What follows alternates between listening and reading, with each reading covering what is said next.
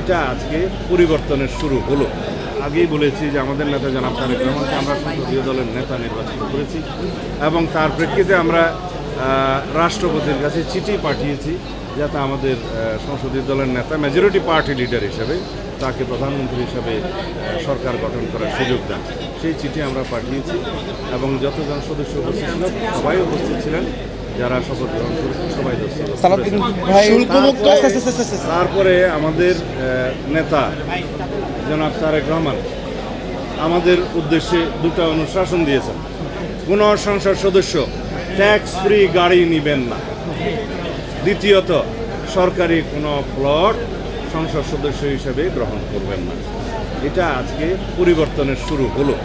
এই দেশে সংসদ সদস্য হলেই যে মানে সবার উপরে হবে বা যেটা আমরা বলি যে মোর ইকুয়াল হবে, সেটা হবে না। সবাই আমরা সমান।